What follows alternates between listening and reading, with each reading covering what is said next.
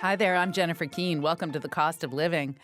You know, we spend roughly a third of our lives at work, and not all of us have jobs we love. Sometimes it's just a way to pay the bills. But there are ways to find happiness at work, and we have some advice on how to do that. First, though, we look at what's happened to electric vehicle sales in Canada.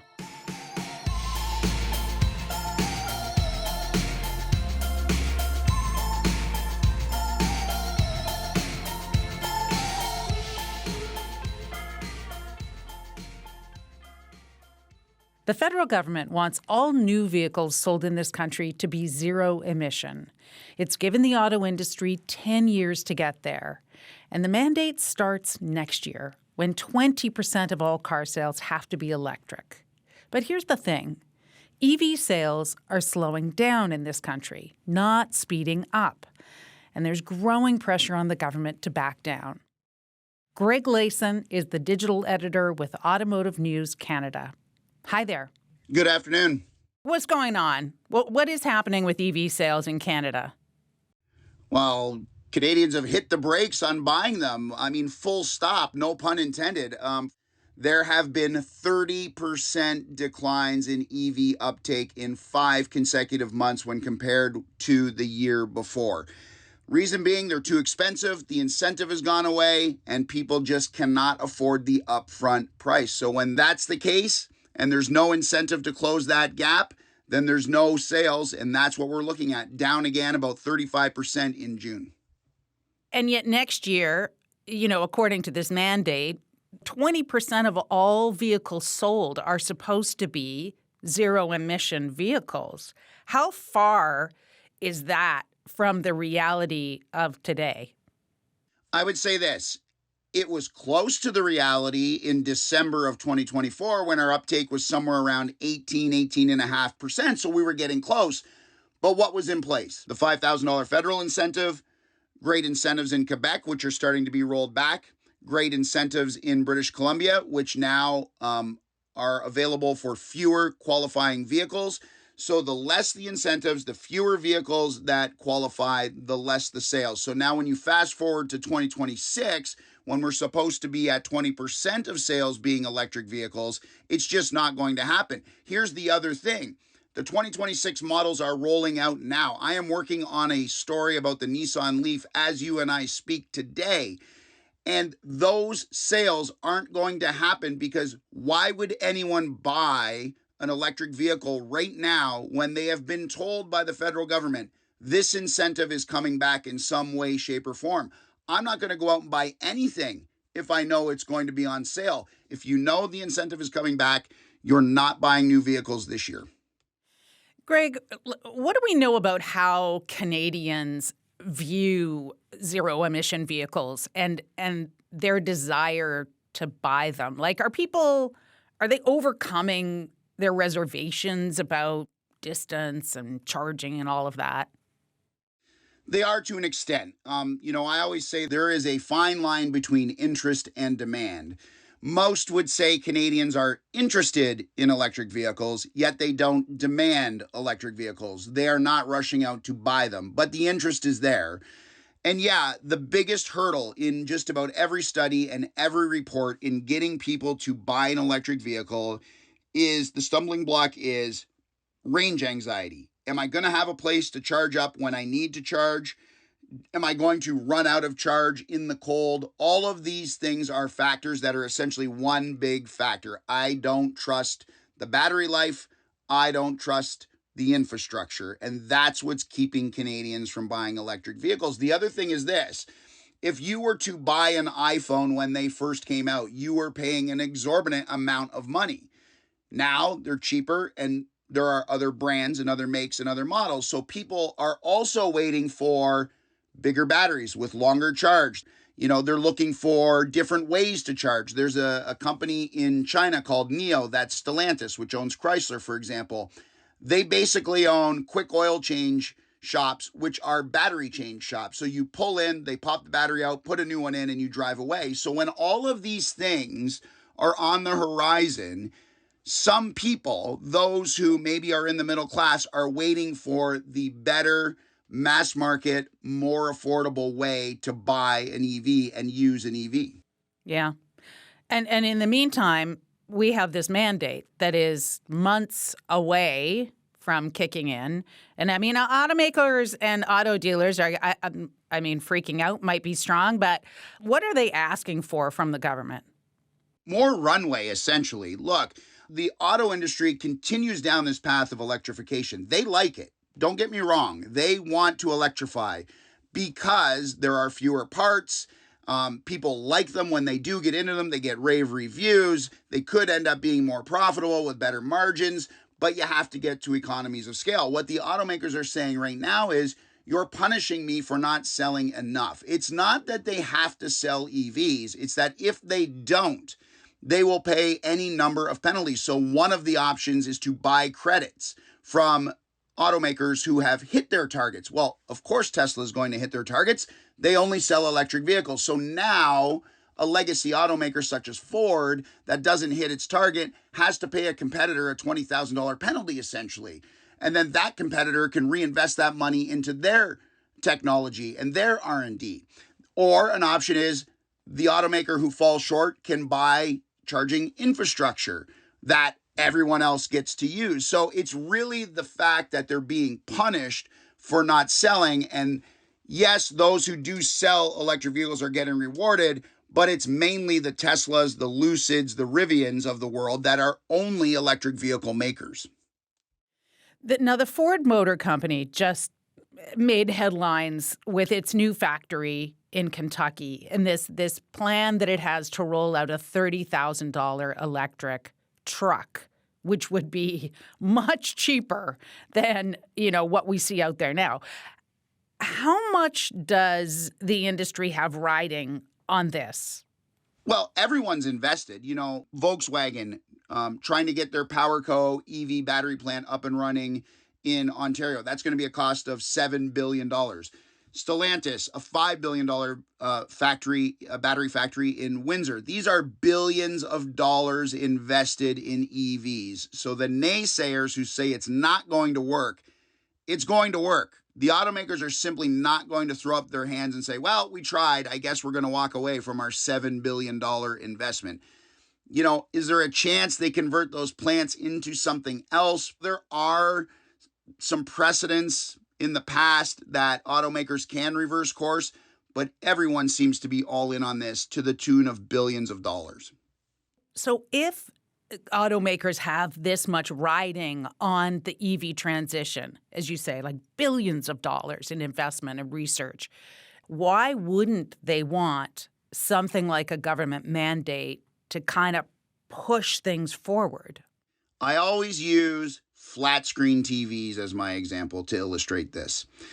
In about 2000, 2001, you probably walked into someone's house and they had a flat screen TV and you thought they won the lottery because they were that expensive. Fast forward 15 years, everyone has a flat screen TV because the price has come down so much.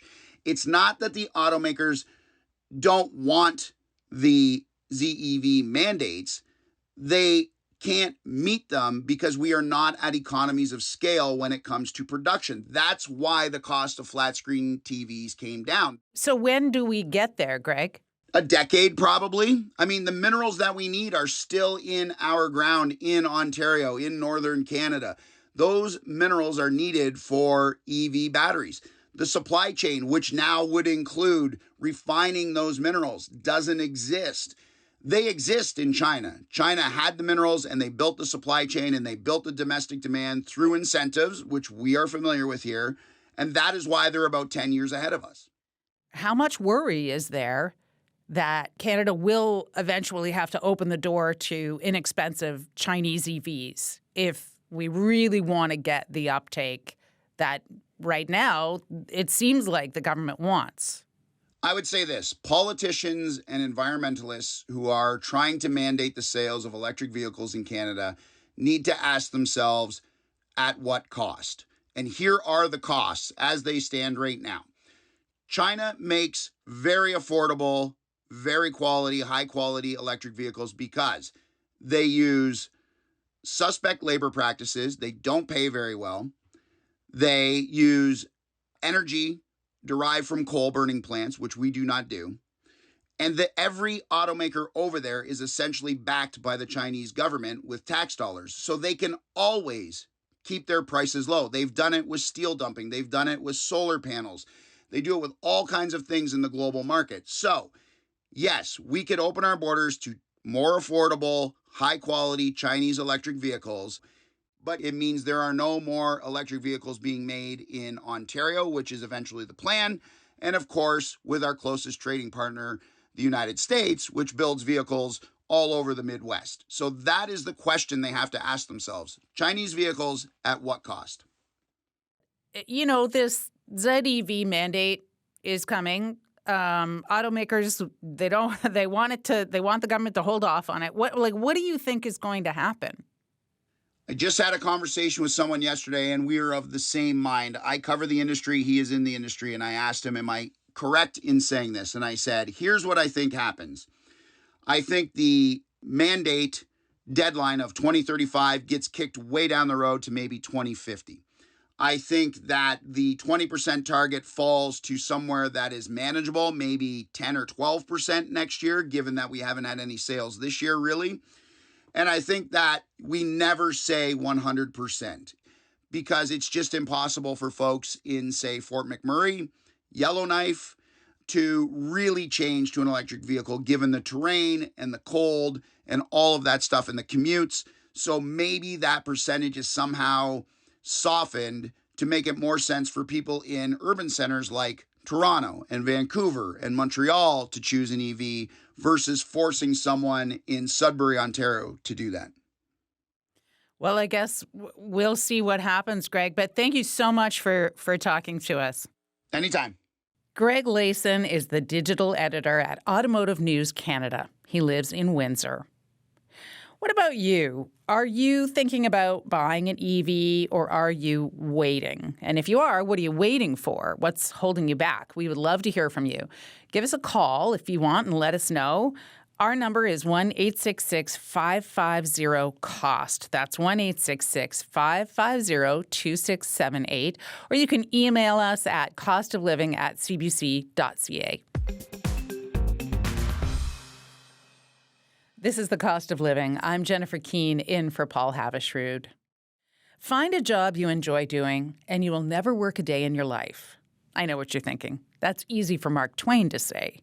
Not everyone is lucky enough to have a job they love. Sometimes it's just a job, and it's a grind.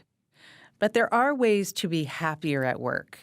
We get some advice from Michael Kerr. He's the author of Small Moments, Big Outcomes: How Leaders Create Cultures That Fuel Extraordinary Results.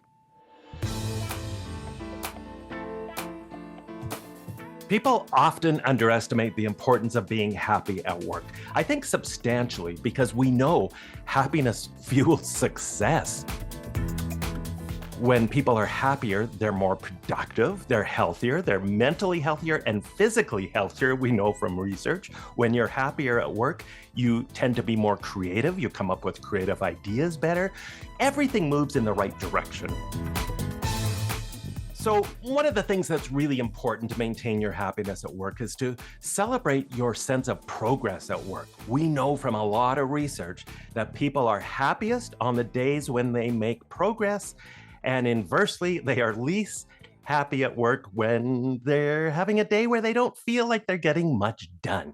So one of the simple things you could do is at the end of the day, you could start a progress journal where you simply write down 1 or 2 or 3 of the wins that you achieved today. When you have a good friend or two at work, your odds of being happier are substantially higher than if you don't have any friends at work. It's about making sure you are taking the initiative to create a sense of belonging for yourself with your team. So reaching out to colleagues, being that person who champions your culture and cheerleads people on, who celebrates your coworkers' success. Be that person who just remembers the basics of thanking people, of bringing in coffee for people from time to time, or chocolate, and appreciating them and recognizing them for their work. will help you have a greater sense of belonging at work and help you build some stronger relationships that then will be your support team. Looking for those small moments to re-energize yourself or to regain your mojo is really, really important. And we know that taking more frequent, shorter breaks has a huge impact on our levels of resiliency, our stress levels, and our happiness, on our moods. And by taking a break, I don't mean checking your social media on your iPhone. That's not a real break. Do something that gets you away from your desk, even if it's just doing a lap around your office, getting outside quickly, looking out a window, just taking a few moments to be intentionally mindful can do wonders for your happiness levels. If you really don't like your job, and of course there's a lot of people out there in that situation, if you cannot quit your job and find another job that you're going to enjoy more, so you feel like you have to stay in that job, then your only option is really to change your mindset. You have to realize, okay, I can't change my boss. I can't change what I'm doing here right now at this point in my life. So what I have to focus on is my attitude, my mindset about my work, my reaction to things that happen, and I have to look for those small moments that are going to make a difference to your mood. I've seen people's sense of purpose shift by just changing their job title. I have met, for example, a receptionist who has the job title the Director of First Impressions, or a food and beverage manager who had the job title the Manager of Vibe. And he was telling me how he totally looked at his job in a different way.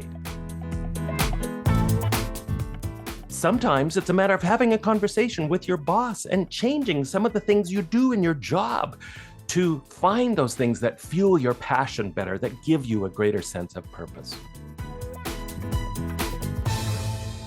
Michael Kerr lives in Calgary. His latest book is called Small Moments, Big Outcomes: How Leaders Create Cultures That Fuel Extraordinary Results. The Cost of Living is based in Calgary. The show is produced by Blair Sanderson, Leah Hendry, and Danielle Nerman, with help from Jeff Kynock. I'm Jennifer Keane. Paul's back next week.